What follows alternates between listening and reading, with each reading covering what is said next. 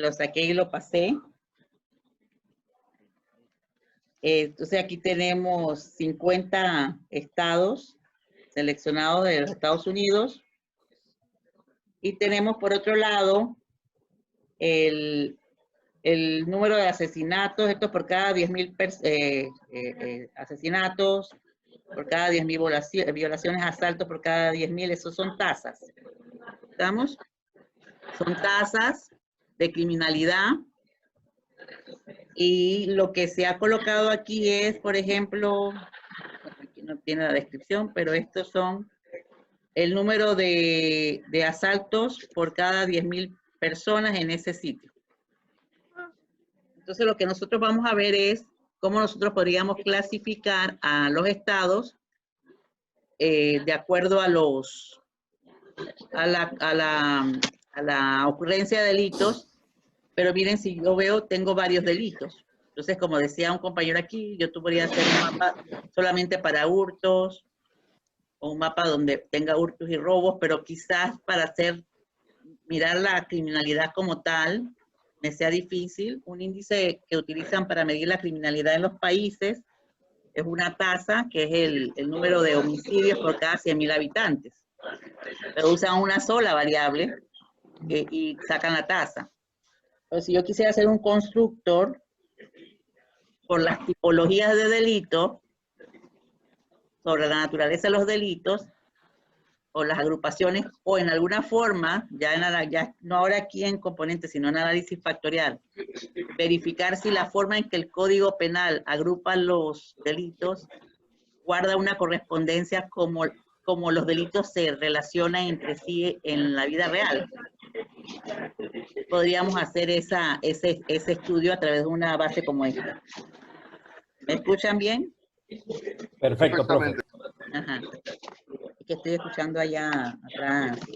¿Quién tiene un micrófono abierto? Ajá. Entonces, pasa que aquí voy a ir rápido. Igual, tendríamos que ir, por ejemplo, en hacer un análisis descriptivo, hacíamos un análisis exploratorio.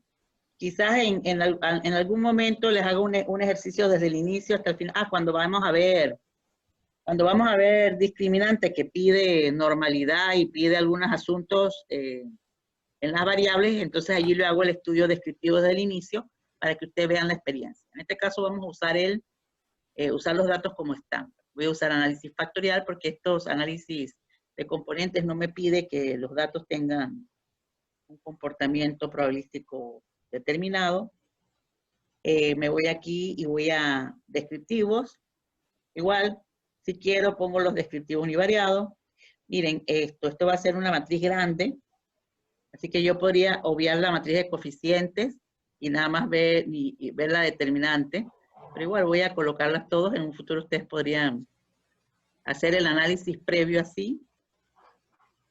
Extracción, vamos a dejarlo, hay que colocar aquí gráfico de saturación, vamos a utilizar la matriz de correlaciones y estamos en análisis de componentes principales.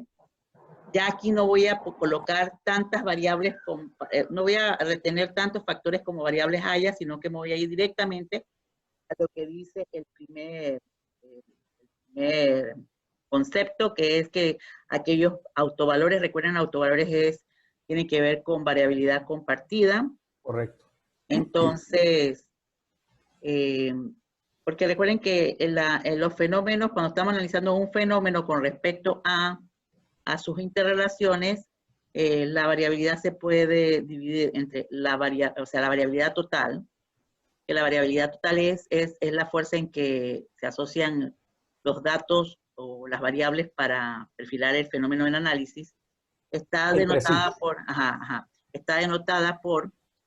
la varianza total explicada, la varianza explicada por en conjunto lo que comparten las variables entre sí. Se llama la comunalidad. La otra se llama la unicidad. La unicidad es la forma en que la variable se mueve sola, o sea, la información que ella por sí sola tiene. Y el error que tiene que ver con una de dos, puede ser por la algunos asuntos en el levantamiento de datos. También puede ser el hecho de que dejamos de incluir alguna variable que también tiene algún tipo de significado. Entonces uno está esperando que ese error sea el menos. Cuando trabajamos análisis de componentes principales, lo que me interesa es la variabilidad total, es decir, la unicidad más la comunalidad. Ya verán, cuando vemos análisis factorial como tal, lo que me interesa es la comunalidad, lo que comparten en común.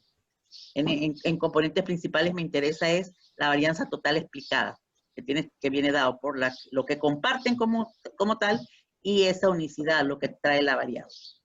Entonces vamos a poner aquí continuar. Rotación, no lo vamos a usar hasta ahora porque no sabemos si va a haber saturaciones o va a haber, no va a haber claridad en la forma en que se distribuyen las variables en los componentes. Las puntuaciones se colocan cuando ya tengo decidido cuántos componentes generar. Y mis opciones, pues, como les decía, para tener mayor claridad a la hora de generar los componentes. Punto 55. Punto 55, usted puse a punto 50, usted puse a punto 33, pero el asunto es que va a utilizar algo que le ayude a poder tomar decisión en forma visual y más rápida. Miren que es repetitivo. Correcto. Aquí es repetitivo. Usted puede llevarse esto a un Excel. Miren que tengo diferentes órdenes de magnitud, pero como yo estoy trabajando con la matriz de correlación, quiero hacer una aclaración. El trabajo matricial trabaja sobre la matriz de correlación. O sea, la matriz varianza-covarianza y la matriz de correlación. Pero cuando yo digo que puerta de entrada a los datos, matriz de correlación, es que yo estoy trabajando los datos como si fuera la matriz de correlación a efecto de cómo entran esos datos crudos. Que me tienen que dar los mismos resultados, y ustedes lo pueden probar, que usted estandarice los datos y entren con los datos estandarizados en la matriz de varianza-covarianza. Y le va a dar los mismos resultados que se hubiera hecho con la matriz de correlación. Es para que no haya la confusión de que él trabaja el proceso de sustantivo es con la matriz de correlación, pero acá es si la puerta de entrada de los datos va a ser o una matriz de correlación o los datos estandarizados o los datos en cruz. Como nosotros tomamos matriz de correlación, los datos el análisis se hace con los datos estandarizados y fue una buena selección porque miren, los órdenes de magnitud van cambiando. Yo tengo aquí en miles, aquí tengo en cientos, en decenas y en unidades. A pesar de que son tasas, hay variabilidad en los órdenes de magnitud de las tasas. Y nosotros podríamos llevarnos esto a Excel y calcular el coeficiente de variación para tener una idea de la variabilidad o la forma en que esos promedios representan al conjunto de datos obteniendo el coeficiente de variación. Luego aquí vamos a la matriz de correlaciones. Miren, aquí tengo más significancia. Ajá. Si yo hubiese tenido que usar un análisis de regresión lineal múltiple para esto, por ejemplo, lo voy a asociar con respecto al movimiento turístico, o lo voy a asociar con respecto al Producto Interno, o por ejemplo, a niveles de alguna variable. Entonces, yo no podría usar estas variables en un análisis de regresión. Porque lo más probable es que cuando haga la prueba de independencia de las variables, o sea, la prueba de no relación de las variables independientes, es decir, la multipolinealidad, lo más probable es que me salga que tengo problemas. ¿Por qué lo veo? Porque miren, aquí las pruebas me están diciendo, miren, me está diciendo que, por ejemplo, asaltos, por ejemplo, no aquí, violaciones y asesinatos tienen una correlación moderada. Ajá. Y aquí vemos que violaciones y agresiones tienen una correlación ya bastante alta.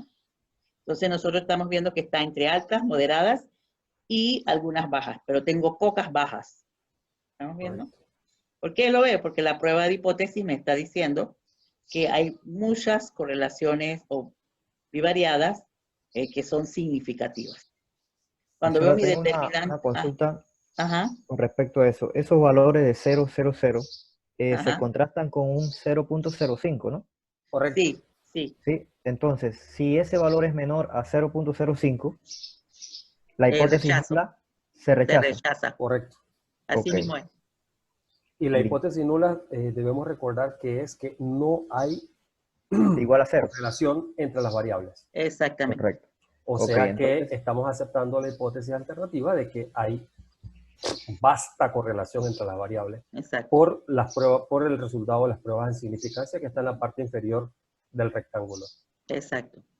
ok, Eh, eh, gracias. Y esa por eso probabilidad, es que la profesora apunta aquí este tipo de problema, de caso, nos traería un gran problema de colinearidad. si fuera una prueba, si tuviéramos que usar estas variables como variables independientes en un modelo de regresión lineal múltiple.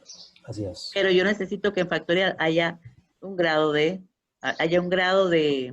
relación entre las variables. Miren, cuando yo he tenido experiencias con estudiantes que, bueno, la estudiante que trabajó con el índice de exclusión social, ella utilizó, no recuerdo cuántas, pero eran muchas variables para todos los distritos de la República de Panamá. Y yo recuerdo que después nos tuvimos que sentar porque el paquete le salía problemas para hacer las inversiones también. Entonces, cuando fuimos a ver, no había tenido la experiencia y empecé a investigar. Y ella sí tenía correlaciones entre variables, pero tenía una o dos variables que tenían unos extremos muy grandes. Tenía una que tenía la correlación, una o dos que tenían correlaciones súper altas. Aquí en análisis de componentes principales, ella hizo factorial. Y resulta que las eliminamos, pero no eliminar por eliminar, sino eliminando aquellas que nosotros estábamos viendo que tenían esos extremos, pero que al eliminarla realmente no estaba quitándole la capacidad teórica o esa capacidad previa de la revisión de literatura, por la importancia que teóricamente tenía la variable en el modelo. Entonces empezamos, bueno, yo digo que quitemos, por ejemplo, bueno, la exclusión social, el radio es importante, pero el televisor no es tan importante. Vamos a decir que radio. Vamos a dar radio, el radio, la tenencia de radio, la proporción de poblaciones con radio y proporción con televisión. Entonces quitamos, en ese caso quitamos el televisor dándole mayor importancia a la tenencia de radio, porque por lo menos no tener radio es una condición bastante extrema a no tener una televisión. No sé si me explico, en cuestión de pobreza. Y cuando la quitamos, el modelo corrió esto perfectamente. Entonces, cuando nosotros vemos algún salto y el paquete nos dice lo que está pasando, nosotros lo que hacemos es que con ese anuncio o esa nota vamos e investigamos qué podemos hacer cuando salen asuntos que no nos han salido en ningún ejercicio anterior. Miren aquí, la adecuación ya es considerable, 0.78, la ecuación muestral, el KMO, pero miren aquí lo que es la determinante que me da 0.008, tiene una prueba significativa. Quiere decir que hay un grado de correlación o sea, tenemos una matriz de correlación que tiene pesos en esas diagonales como para poder hacer el proceso analítico del factorial y el de componentes principales. Estamos viendo las comunalidades. Las comunalidades, tenemos que observar el cambio. ¿Me escuchan? El cambio. Sí, la escucho. Lo que se escucha como un abanico por ahí prendido. Ojo con los micrófonos, por favor. Sí, apaguen los micrófonos, por favor. Entonces, lo que hago aquí es observar que no hay un cambio. Yo estoy viendo la variable asaltos y robo de coches, que son las que han tenido un poquito más de pérdida, pero no así, como estamos en componentes principales, podemos seguir usando, a menos que hubiese sido una variable que por ejemplo, si yo tengo una variable aquí como de punto 40, punto 50, yo podría estar tratando en eliminarla, porque podría ser que al eliminarla me mejore esto que está aquí, la varianza total explicada. Entonces, pero en este caso, en esta extracción, vamos a ver cuántos son dos componentes. Yo tengo dos componentes a retener y estas serían las comunalidades para la solución factorial de dos componentes. Es decir, una solución de dos componentes me está dando en estas comunalidades. Estas comunalidades es la información que comparte la variable con la solución, es decir, con el resto de las variables. Es la forma en que ella se mueve con el resto dentro del modelo de dos componentes. Profesora, ahora que estoy viendo este segundo ejemplo, me llega una curiosidad. Cuando pasamos al cuadrito de varianza total explicada, ya no tienen los nombres de las variables, sino que los componentes vienen con números, 1, 2, 3, 4. Sí. Yo he visto que en los dos ejemplos, los dos primeros, que son los que han tenido el mayor porcentaje, más cerca de 1, se ordenan, ¿no? Siempre va a ser el 1 y el 2. Pero sí, hay la posibilidad de que ese orden de numérico varíe con respecto al resultado que nos dé en el cuadro de arriba. O sea, lo que quiero asociar es que asesinato sea 1, violaciones sea 2, asalto sea 3. Eso es lo que yo estoy asociando. No está asociado. No, olvídate de estas variables con respecto a estas componentes. Estas variables son las variables originales. Sí, yo estoy reteniendo dos componentes. Esto no es que la primera o la segunda, yo estoy reteniendo dos componentes. Dos componentes. Y esos dos componentes tienen la información de las 6 variables. 1, 2, 3, 4, 5, 6, 7. Tiene información de las 7 variables. En un 76%. Ajá. Entonces, estas 6 variables, ellas sintetizan el 76% de la varianza total explicada por el fenómeno. Es decir, en este caso lo que estamos viendo es criminalidad. Criminalidad. Entonces, en la criminalidad, pues nosotros le dimos ese constructor, ese nombre. Recuerden que los indicadores o las variables nosotros formulan filosóficamente, o sea, pero se hacen tangibles ya en forma más empírica. Entonces nosotros le llamamos criminalidad y dijimos que eran esas variables. Entonces, estas variables, que son 7, ellas están contenidas en las dos componentes, pero de una manera tal que yo pueda repartir el efecto que tienen ellas en una componente y en otra, o sea, para poder tener la dimensionalidad del fenómeno. Cuando yo digo esta comunalidad es la información que comparte esta variable en la solución factorial, esta que está aquí. Entonces, la comunalidad va a ser igual, por ejemplo, para esta variable, va a ser igual, aunque ya yo no la tengo completa, ¿verdad? Yo la tengo así. Bueno, aquí sí lo puedo tener, porque esta me apareció. Originalmente sería esto al cuadrado, más esto al cuadrado, ¿lo están viendo? Esta es la componente, la carga componente. Yo elevo al cuadrado esta componente y le sumo al cuadrado esta, la suma de esos dos cuadrados, para esta solución de dos factores, me van a dar a mí mi comunalidad para esa variable. Igual acá, en este caso no lo observamos porque yo realmente eso lo hace el paquete, o sea que ya no lo tengo que hacer manualmente. Entonces para esta, si yo si hubiera dejado que no me despreciara las cargas más allá del punto 55, hubiera tenido un valor aquí, esto al cuadrado más esto al cuadrado, me va a dar la comunalidad, esta comunalidad que está aquí, que es punto 80. Luego, por ejemplo, aquí, recapitulando, robo de coches, tengo una carga componente .595 y .56, entonces yo esto lo elevo al cuadrado y le sumo el cuadrado de esto. La suma de esos dos cuadrados, o sea que en estos casos son correlaciones, la suma de esas dos correlaciones o cargas componentes son la contribución a la comunalidad de la solución factorial de dos factores. Entonces, esta comunalidad, aquí yo veo, es el complemento de esto, es la información que esa variable comparte Pueden ser con otros factores o con otros elementos que están fuera de análisis.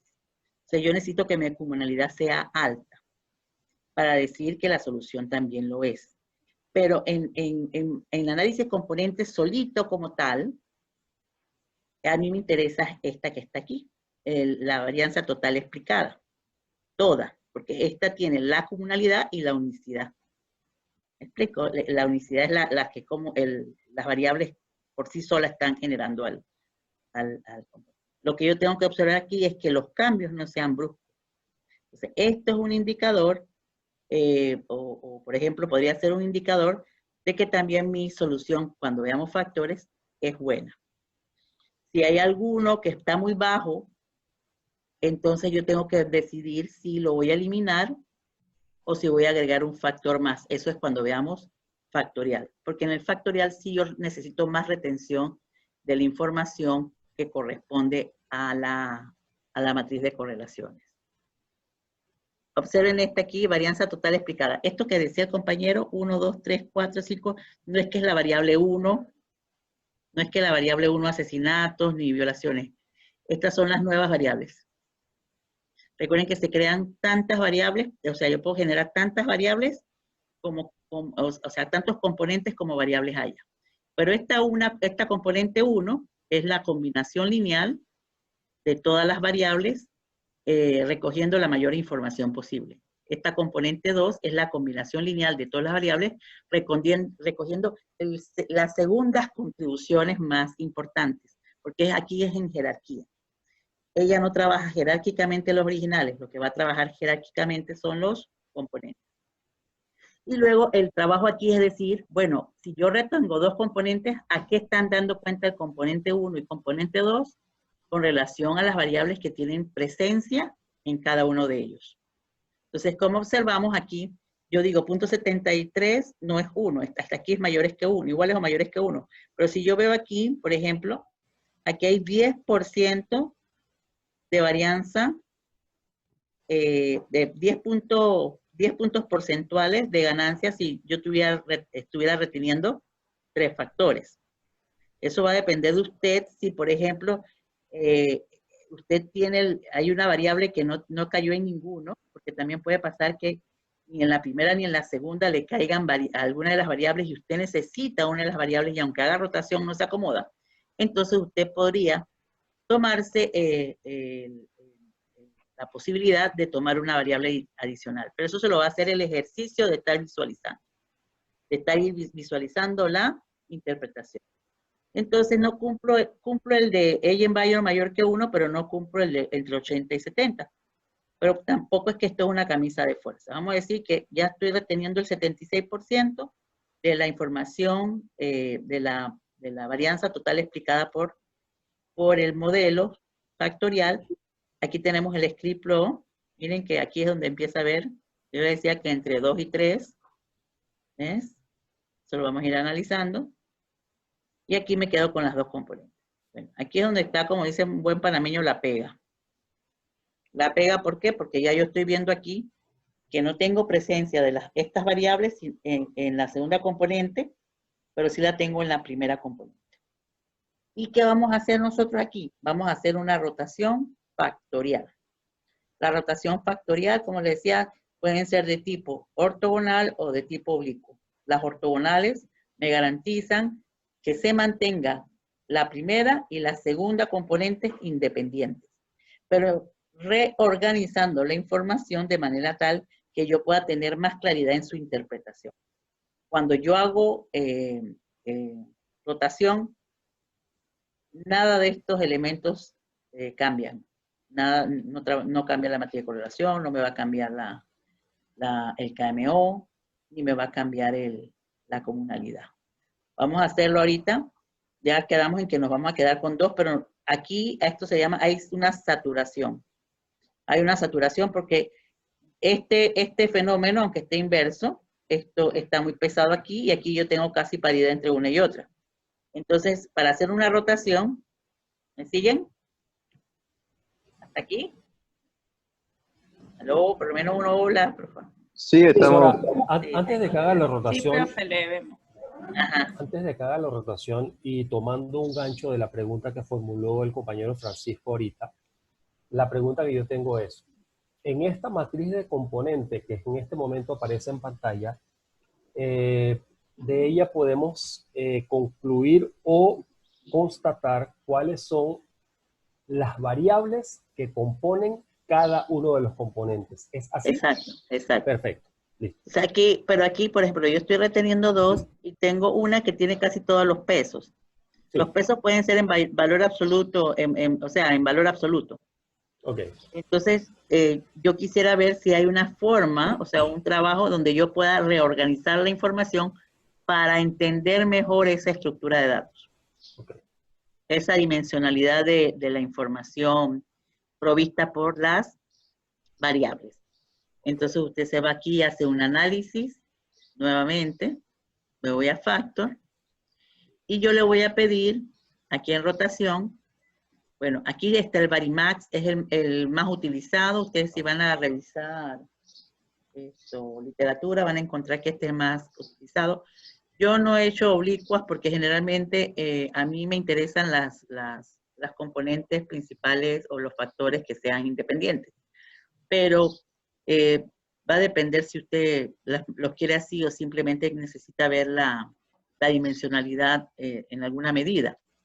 Miren, este aquí, Varimax, el Quatrimax, pues se utiliza Quatrimax cuando tengo muchas, por ejemplo, me dieron, tenía 14, 15 variables y me tengo 4 o 3 o 5. O sea, tengo varias componentes, yo puedo empezar con este y si no tengo solución puedo seguir con el Quatrimax.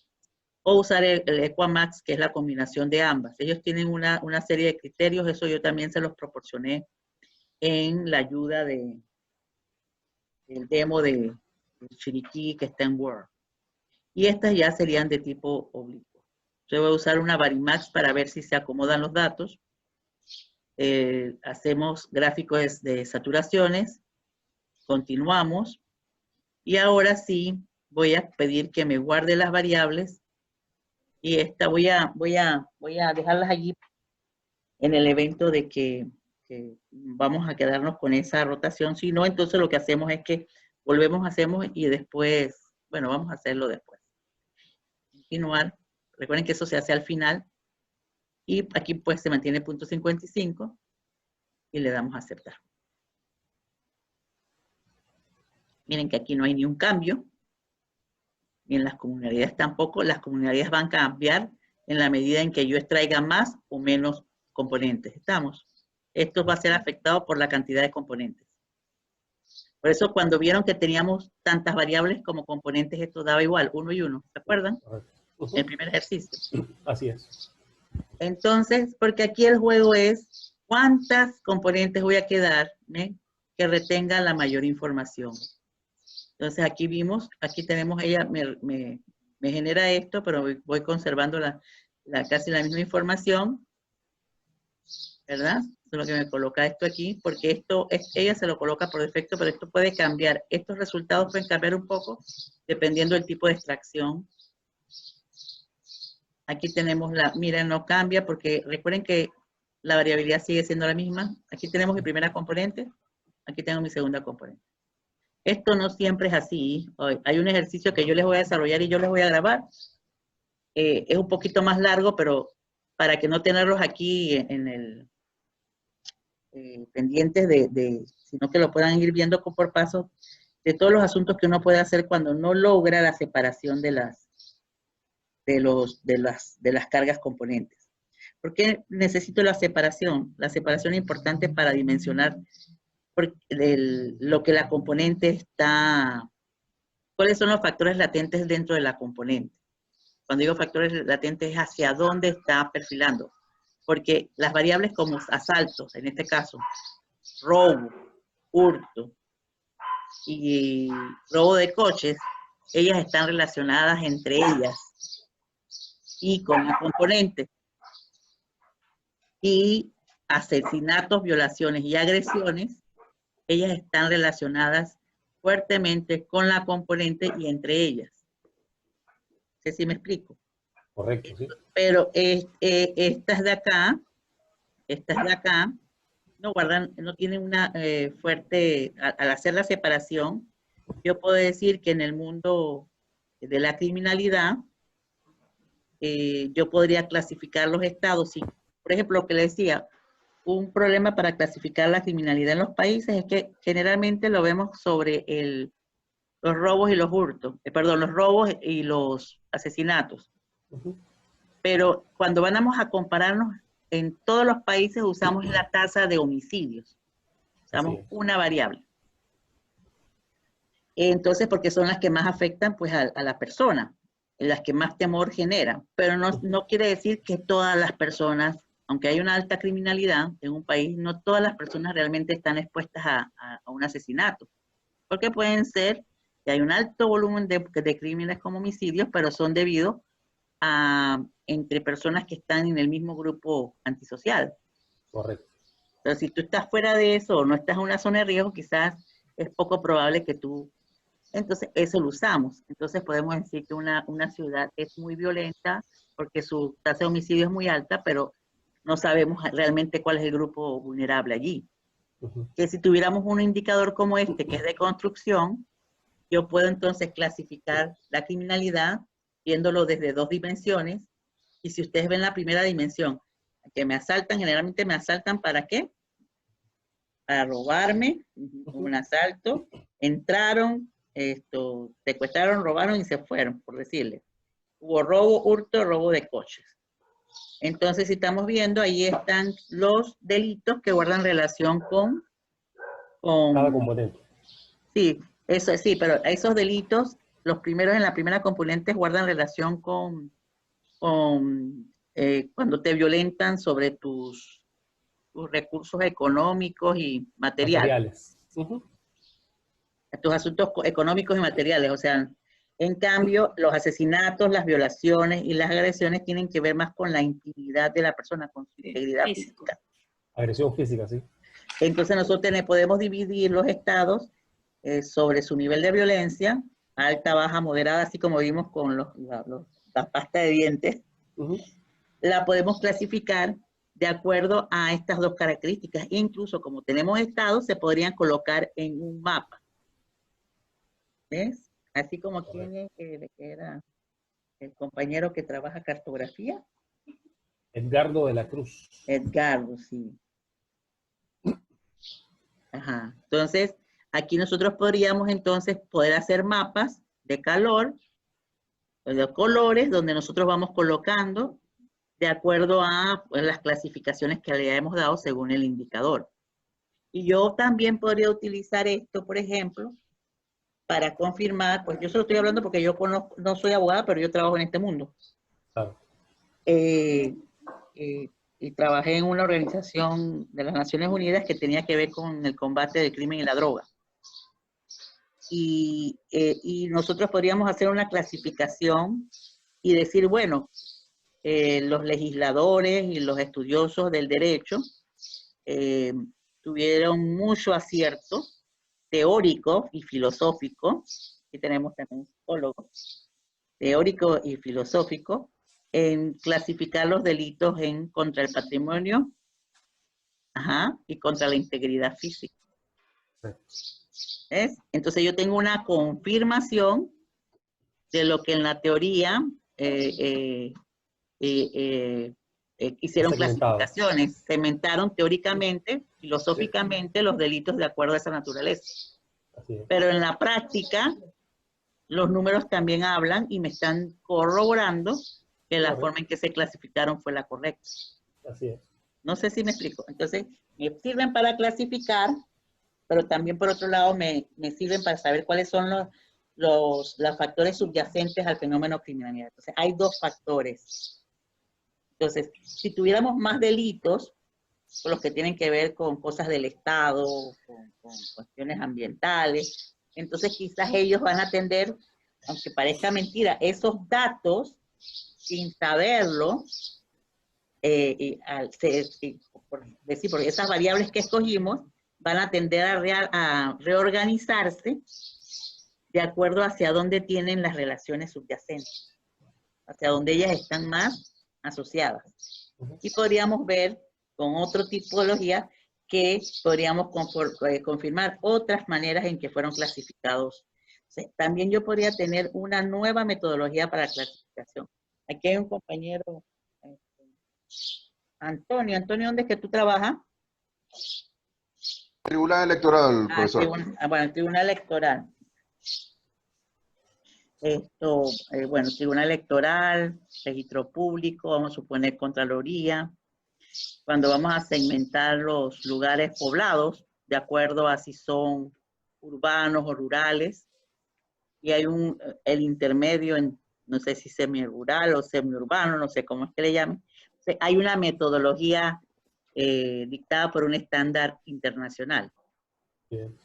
Entonces, adecuado a las regiones. Entonces, existen esas metodologías para hacer esas clasificaciones y yo de repente quisiera saber si puedo utilizar una metodología que dé cuenta y hago políticas de acuerdo a esa metodología. Pero sigue siendo un instrumento internacional que se adecua al país, pero sigue siendo un instrumento internacional. Entonces no ha sido revisado en mucho tiempo y yo quiero tener una metodología que me acerque más a la categorización de los distritos o los corregimientos, los lugares poblados, de acuerdo a su condición de ser rural, urbano, y crear uno intermedio entre la ruralidad y ser semiurbano o semirural. Semiurbano, vamos a decir mejor semiurbano. Entonces, yo podría traer todas traer las variables que utilizan en la concepción, o traer la filosofía de la concepción, e incluir variables que quizás no estén en el estándar, que para mi país sí van a dar cuenta de las diferencias. Y mis políticas o mis ayudas van a ir en función de la nueva clasificación en vez de utilizar un estándar internacional. Lo haré para compararme con los otros países internacionalmente, pero internamente para hacer políticas no voy a usar el instrumento internacional. Sino hay que el que yo genere en base a mis datos, a mi nueva concepción del problema y comparar los resultados con las realidades, o sea, en forma empírica con la realidad y ver si mi resultado a través de la técnica se está acercando a la percepción, o sea, a la descripción y a la experiencia que tengo con respecto a un lugar en específico. Y hago mi triangulación para ver si hay coincidencias. Entonces ya tengo una nueva metodología. Estoy hablándole esto porque son cosas que se nos pueden ocurrir cuando vamos usando porque el compañero por ahí me dice, ¿qué hago con esto? ¿Verdad? ¿Qué hago con esto? Yo no le tengo yo puedo explicar la metodología y clasifico, pero a la hora de tomar decisión uso mi clasificador. Porque le estoy dando entonces más sentido porque estoy usando mis propios datos. No las características o las variables que fueron emergidas a través de otra, sin desacreditar lo del organismo internacional, sino que recuerden que son parámetros que deben caber en varias localidades, pero cada localidad trae sus propias características que las hacen o las distinguen de las demás. Entonces, miren, aquí esto es nuevo, esto aquí realmente es información, esto tiene que ver con, se dieron cuenta que cuando trabajamos con componentes principales y no hicimos rotación, me daba 1 y ceros. ¿Se acuerdan? Sí, correcto. Bueno, lo que pasa aquí es que esto nada más es información, ya eso no se requiere tanto como el cálculo, pero aquí realmente lo que me hace es la matriz de la transformación cuando hago la rotación, y esto que está aquí, lo que está en la diagonal, son los cosenos, ¿verdad? De un ángulo, porque, bueno, aquí en la transformación, pero también, por ejemplo, arriba quizás no le dije, la correlación es el coseno de un ángulo, la concepción geométrica. Aquí como las rotaciones, aquí podríamos verificar qué tanto la rotación realmente fue ortogonal o casi ortogonal. Y lo que está en esta diagonal son los senos. Si aquí me da negativo, porque esta es la primera componente con la primera componente, no tenemos que ver la primera con la segunda. Primera con la segunda. Entonces, esta que aquí son los senos. Si aquí me da un valor negativo en este seno que está aquí, quiere decir que la rotación se hizo contraria al sentido del reloj, las agujas del reloj. Eso nada más es información. que el paquete lo coloca. Por si acaso ustedes ven esto en algún otro paquete, realmente esto es diciéndome, es cómo fue la transformación de la rotación de esos valores. Entonces aquí si observan, nosotros habíamos dicho que la primera componente, ¿están viendo aquí? Hacia la derecha, valores más altos, ¿verdad? Ah, también hay que ver esto, hijos, ¿ven? Todos son positivos, ¿cierto? Profesora, una preguntita. Yo tengo una duda en lo que usted acaba el cuadro de arriba. ¿Cuál es? El que es, a ver, ahí, más arriba. No, donde decía, el que acaba de mostrar que decía los asaltos, que está dividido en 4. Dividido en 4. No, me lo acaba de ver, uno que está dividido en 4. Un cuadro que está dividido en 4 subcuadros. Parece el cuadrante. Que tiene como unos puntitos flotando, pero ahí que decía como asaltos, agresiones, pero no era este, o sea, es como un gráfico, pues, pero... Ajá. Este que está aquí. Ese, Gráfico de componentes. Ajá. ¿Eso es una matriz de confusión o eso es otra cosa? Matriz de confusión. No, eso no es verdad. Habría que ver cómo se conceptualiza la matriz de confusión. ¿Dónde tuviste una matriz de confusión? Es que yo vi algo así que era como una validación pero más bien yo creo que eso era para un problema de clasificación. Entonces están como que los falsos, el falso positivo, falso negativo. Esto que usted está hablando es el teorema de Bayes. Eso es otra cosa, ¿cierto? El teorema de Bayes es un cuadrante así como este, ¿verdad? Pero no con números, que también puede ser con clasificaciones. ¿Eso sabe dónde es? Eso es en análisis discriminante. Pero también si lo vemos así, eso es lo que se llama, el teorema de Bayes. No sé si lo vieron. Teorema de Bayes es una tabla de contingencia que me cuenta, por ejemplo, vieron la probabilidad condicional. Entonces, aquí la probabilidad condicional es la probabilidad, por ejemplo, de que un elemento sea clasificado en un grupo cuando realmente pertenece al grupo. Ajá. Eso sería el verdadero positivo.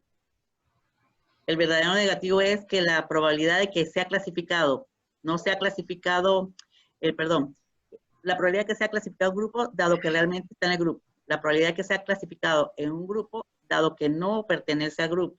Ese es falso. Y la probabilidad, por ejemplo, de que no lo clasifiquen en el grupo, dado que no es del grupo. Eso es como cuando también se hacen las pruebas diagnósticas. La probabilidad que una prueba, por ejemplo, de embarazo salga positiva cuando realmente la mujer estaba embarazada. O la probabilidad que la mujer salga negativo y realmente estaba negativo y realmente no estaba embarazada. Esos son los verdaderos positivos y los verdaderos negativos. A eso le llaman sensibilidad y especificidad de una prueba diagnóstica, pero todas tienen que ver con teorema de Bayes y que también se usa en finanzas para medir riesgo. O sea, esa tabla de confusión quizás sea para, en este caso, lo que es los falsos positivos, los falsos negativos, pero en discriminante, la tabla de confusión es, por ejemplo, porque es un modelo. Entonces, en el modelo se clasifica un elemento de acuerdo a sus características, pero cuando voy a observar el objeto no pertenecía. Entonces, ahí puede haber una matriz de confusión. Eso lo recuerdo es así, como Bayes y como en discriminante. Yo hacía la pregunta nada más porque por el parecido con la gráfica, pues entonces yo quería nada más preguntarle si eso no tiene ninguna relación, ¿cierto? En este caso no, porque en este caso yo estoy por ejemplo, viendo cómo las cargas, o sea, o las variables que están aquí, estamos viendo cómo las variables se ponen en un cuadrante. Miren, a veces pasa que me cuesta verlas así, ¿no? Y yo lo que hago es, si me cuesta interpretar esta, Por ejemplo, este componente 1 era un componente que tenía que ver con patrimonio y este que tenía que ver con la vida, ¿cierto? El 2 con la vida y otro con el patrimonio. Entonces, aquí, por ejemplo, todo lo que son los robos, los asaltos, ¿verdad? Los robos y los asaltos están en la parte superior, ¿verdad? Y está en la parte moderada. O sea, ellos están en la parte superior. ¿En dónde? Está en la parte superior del primer factor. Correcto. Y acá, en el segundo factor, está estos que están aquí. Aquí vamos a suponer que esto fuera este es el promedio, ¿no? Están mucho más arriba del promedio que estas que están aquí. Entonces yo puedo decir que aquí yo tengo una dimensión, estas variables denotan una dimensión y estas otras denotan otra dimensión. Entonces van a salir altos en esta componente aquellos elementos o aquellos estados que hayan tenido más robos, más hurtos y robo de coches. Y cuando digo más, es en tasa, ¿ves? Y también como es en valores estandarizados y como son en tasas, es con respecto a su mismo tamaño. Y aquí, por ejemplo, lo que pasa que estas técnicas, al igual que las tasas y unos índices sintéticos, a veces nosotros dejamos de ver, por ejemplo, una provincia. ¿Quién está en Herrera? Por aquí había uno que estaba en Herrera. Rufino. Rufino. Sí, profesor. PC. Rufino, sí. En Herrera pasa que estadísticamente, si vamos a ver los datos crudos, pues, bueno, los Santos mucho más. Los Santos, allá parecía que no pasa nada en comparación con el país. Pero vamos a suponer, cuando ya fuimos a ver los suicidios, por ejemplo, vamos a hablar de los Santos, los suicidios que se están registrando en los últimos años, siempre ha habido suicidios, solo que, ¿por qué alarma, por ejemplo, los Santos? Porque cuando vamos a ver por habitantes, los suicidios por habitantes allá es más riesgoso que los suicidios por habitantes, por ejemplo, en el distrito de Panamá o en la provincia de Panamá, en comparación con las provincias. Entonces, ¿qué pasa? Nosotros vamos a dar quizás más atención a donde hay más volumen y dejamos de ver el riesgo.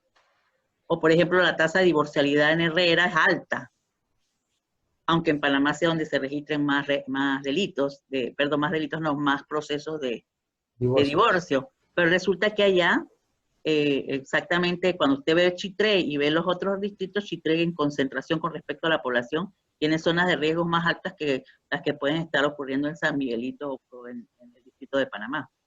Pero eso es debido a la proporcionalidad de la población con respecto a los casos de divorcio, ¿no? Porque si analizamos en proporción, Panamá, claro que tiene la mayor población, pero si guardamos a proporción con Chitré, me imagino que es por eso, ¿no? Entonces, el ejemplo lo traigo a colación porque si yo tuviera que gastar recursos, obviamente los voy a gastar más en Panamá y dejo de ver Chitré.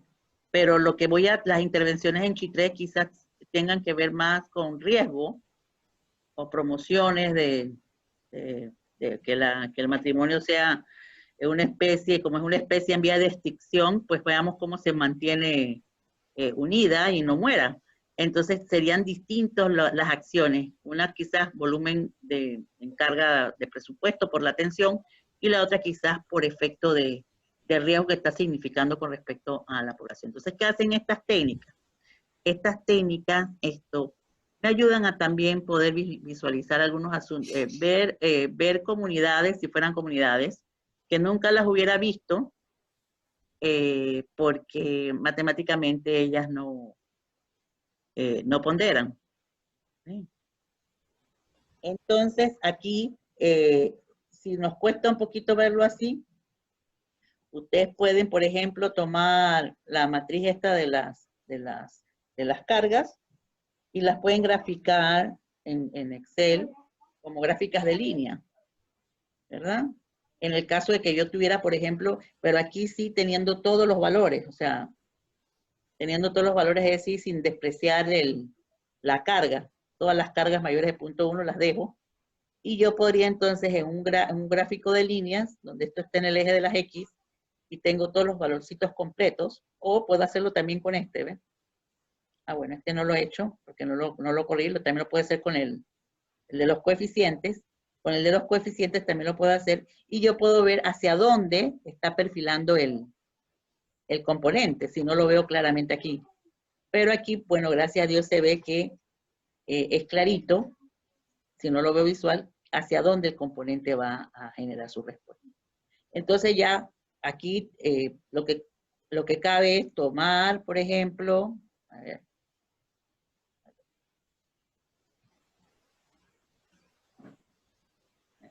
aquí analizar, ya sabemos que son dos componentes, hacemos la reducción de factores y aquí me voy a puntuaciones. Y voy a guardar como variable y voy a mostrar los coeficientes para poder hacer el modelo o la combinación lineal correspondiente. Me va a salir todo igualito, solo que me va a agregar a mí. Me va a agregar a mí, en este caso, para ver. Aquí está. Me está agregando la matriz de la ecuación lineal. Recuerden que estos son las cargas componentes. Las cargas componentes son las que me ayudan a mí a saber cuáles son los factores latentes o los factores influyentes dentro de la comunalidad o del factor. Y me puede ayudar a dimensionar el factor y darle un nombre. Si me cuesta darle un nombre porque no es mi área, yo le pongo el primer factor, es un factor que recoge o da cuenta de estos asuntos. ¿Ves? Si me cuesta a mí, darle un nombre.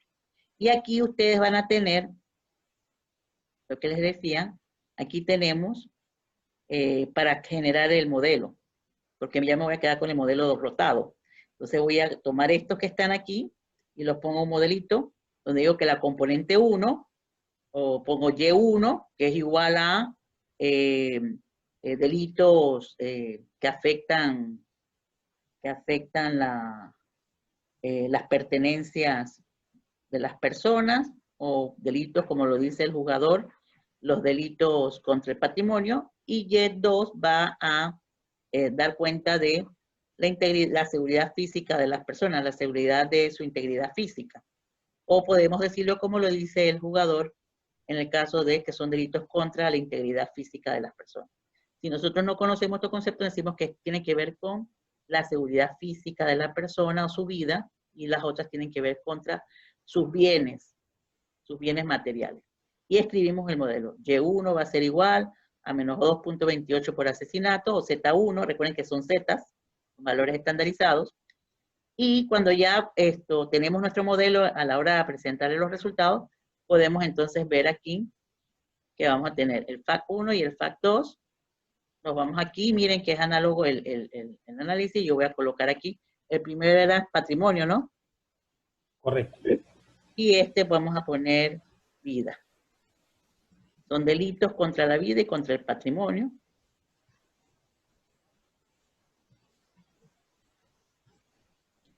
Ay, perdón. Y aquí está. Y los tengo aquí.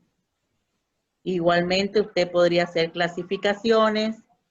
Otra cosa que podríamos hacer, miren, aquí también se podría hacer, como hicimos hace un ratito, el mapa, la gráfica o mapa, dándole escalas a los intervalos, y yo voy a graficar los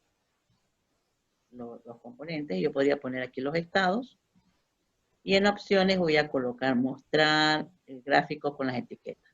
Si no lo coloco, me sale el numerito 1, 2, 3. Le doy a aceptar. Si usted no lo puede hacer aquí, lo puede hacer en Excel igual. Y miren, igual aquí usted lo puede, recuerden que lo podemos dividir, como estamos con valores estándar, el 0 es el promedio, los que es para poder tener los que están encima y por debajo del promedio, siendo en la distribución los valores normales, siendo esto el valor central. Y ya entonces usted puede decir, miren aquí Nevada. Miren dónde está Nevada. Nevada está en el extremo superior de ambos. Bueno, aquí yo creo que es donde están los casinos, ¿verdad? Es correcto. Exactamente. Entonces nosotros tenemos estos que están aquí tienen alta peligrosidad en ambas modalidades delictivas, ¿verdad? Entonces yo puedo decir que, por ejemplo, Massachusetts es un distrito muy peligroso con respecto a los robos, a lo material, pero es muy seguro contra la violencia física, ¿no? Así es. Entonces yo podría entonces generar algún tipo de criterios o clasificaciones en combinación con todos. Entonces aquí tenemos los que están bajos en todos, son estos que están acá. Bueno, aquí estos que están acá son los que están bajos, relativamente bajos porque están por debajo del promedio de ambos. Y está North Dakota, Wisconsin, Iowa, ¿verdad? New Hampshire. New Hampshire. Ajá. Esa es la tierra de George Bush. Ajá. Y mire dónde está Nueva York. Ajá. Ellos creo que físicamente están bastante cerca, ¿verdad? Toda la vida, Nueva York. Ajá. Pero usted está cerca o sea, yo puedo tener también discriminaciones territoriales. Por ejemplo, el compañero que decía cómo usarlos o cómo yo puedo utilizar después cuando hago mis clasificaciones, los tengo ubicados, así como hicimos el intento en Excel o utilizando otros criterios. Yo podría decir, por ejemplo, tengo una política de Estado con respecto a seguridad y quiero que sea consona a este grupo zonal, a esta zona. Pero resulta que en estas limítrofes yo no tengo ese problema.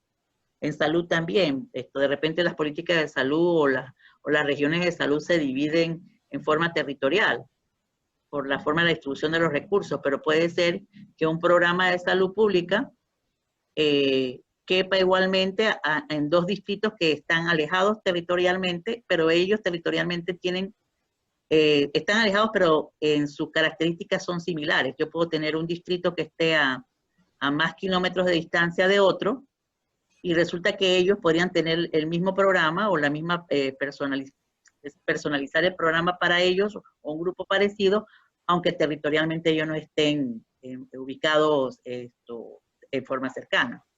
Entonces, a veces nosotros generamos nuestras políticas y programas es por la territorialidad, independientemente, por efecto de los recursos, y podemos ser bastante ineficientes al no visualizar las características, aunque territorialmente no estén tan cercanos. No sé, entonces, estas son cosas que a mí se me podrían ocurrir, que podría visualizarse, pero todo va a depender de cuánto nosotros conocemos del fenómeno. Y para eso, pues, en su momento, estamos aprendiendo las técnicas y lo que hacen, y en su momento usted podría, ya conociendo más la característica o la variable que va a analizar, podría darle mayor entendimiento.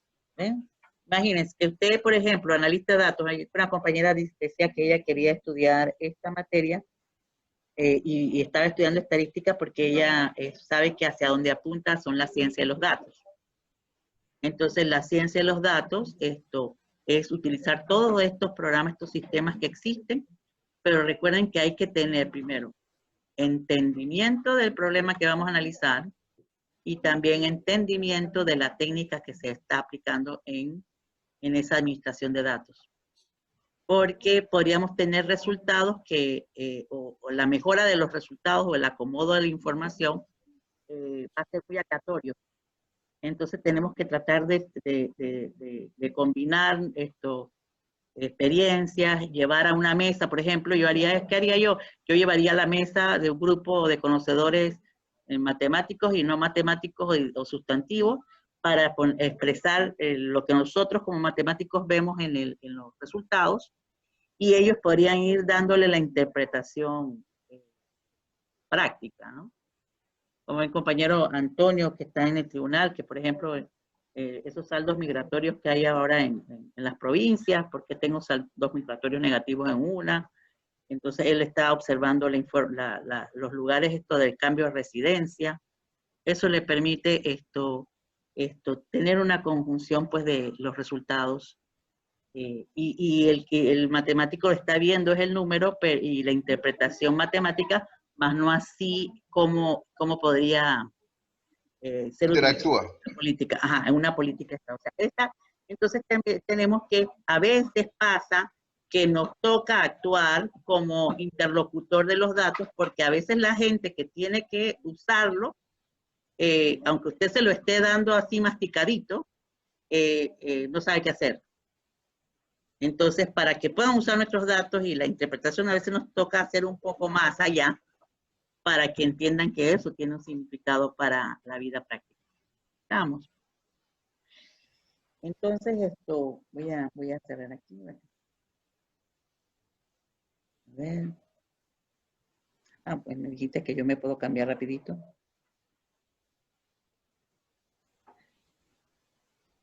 A ver.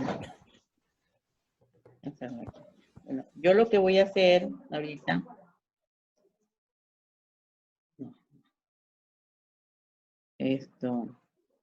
Voy a darle unas indicaciones para ya terminar el día de hoy.